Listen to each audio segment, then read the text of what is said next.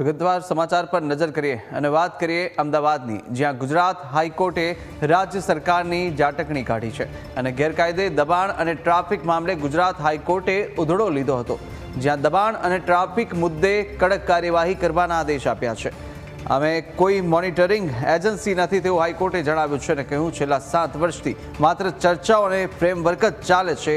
તેને લઈને પણ હાઈકોર્ટે સવાલ ઉઠાવ્યા હતા અને ઝાટકણી કાઢી છે। દબાણ દૂર કરવા માટે સરકાર પાસે કોઈ એક્શન પ્લાન કે પોલિસી છે કે નહીં, જ્યાં ખાલી પ્લોટ અને જગ્યાઓ નહીં ફળવાય તો પછી દબાણ ચોક્કસ વધશે તેવું પણ ઉમેર્યું હતું। રોજગારી માટે રસ્તા પર આવતા લોકો માટે વ્યવસ્થા કરવી અનિવાર્ય છે અને રાજ્ય સરકાર તરફે એડવોકેટ જનરલે વધુ સમયની માંગ કરી હતી। તો આ તરફ જ્યાં આગામી 27 એપ્રિલના રોજ આ અંગે વધુ સુનાવણી પણ હાથ ધરવાની છે। વધુ વિગતો મેળવે સંવાદદાતા જયેશ આપણી સાથે સીધા જોડાયા છે। જયેશ, રાજ્ય સરકારની ફરી એકવાર હાઈકોર્ટે ઝાટકણી કાઢીને આ વખતે જે છેલ્લા ઘણા સમયથી ચર્ચાતો મુદ્દો છે, ટ્રાફિકની સમસ્યા અમદાવાદ શહેરની હોય કે પછી દબાણ હોય, તે તમામ મુદ્દે ઝાટકણી કાઢવામાં આવી।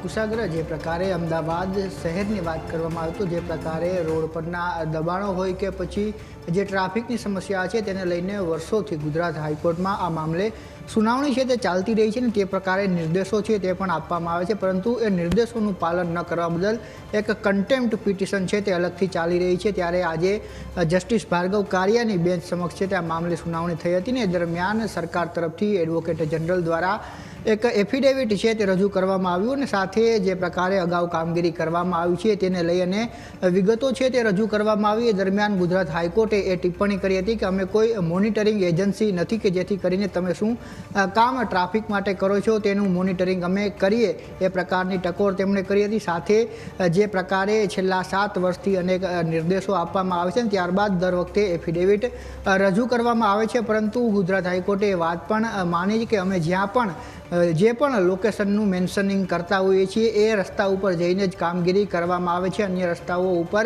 એટલી બધી આક્રમકતાથી કામગીરી અથવા તો એવા પ્રકારના પગલાઓ છે તે નથી લેવામાં આવતા, એ પ્રકારની ટકોર છે તે પણ ગુજરાત હાઈકોર્ટ દ્વારા કરવામાં આવી। સાથે રાજ્ય સરકાર પાસે કોઈ પ્લાનિંગ કે પોલિસી ટ્રાફિક અને દબાણને લઈને ન હોય એ પ્રકારનો ઉલ્લેખ છે તે પણ ગુજરાત હાઈકોર્ટ દ્વારા કરવામાં આવ્યો। સાથે એ વાત પણ કહેવામાં આવી કે લોકો છે તે કામ કરવા ઈચ્છે છે, તમારી પાસે ખાલી પડેલા પ્લોટો છે તે પ્લોટો એ વેપારીઓને ફાળવવામાં આવશે તો લોકો ત્યાં જઈને પણ વેપાર કરશે, તમારી પાસે એટલા બધા પ્લોટો અને વિશાળ જે શક્યતાઓ પડેલી છે તેનો ઉપયોગ કરવો જોઈએ। આની અગાઉ પણ જ્યારે ગુજરાત હાઈકોર્ટમાં આ કન્ટેમ્પ્ટ પિટિશન ઉપર એફિડેવિટો રજૂ કરવામાં આવી હતી ત્યારે પણ જસ્ટિસ ભાર્ગવ કારિયા દ્વારા એ વાત કહેવામાં આવી હતી કે આ કોઈ કામ કોર્ટનું નથી કે કઈ રીતે ટ્રાફિકનું ભારણ ઘટાડવું અથવા તો જે દબાણો છે તેને કઈ રીતે દૂર કરવા, એ પ્રકારની વાત તેમણે અગાઉ પણ કરી હતી। સમગ્ર જે રાજ્ય સરકાર છે તેની જવાબદારી છે કે કઈ પ્રકારે નિયમોનું પાલન કરાવવું જોઈએ અને સાથે સાથે આ તમામ જે સુનાવણીઓ થતી હોય છે ત્યારે સિવિક સેન્સ છે તે પણ એક મુદ્દો છે તે ચર્ચાતો હોય છે, પરંતુ આ વખતે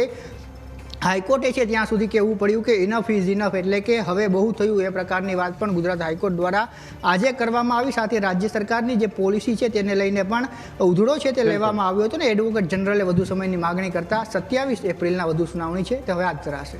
બિલકુલ જયેશ, માહિતી સાથે જોડાવા બદલ આપનો આભાર।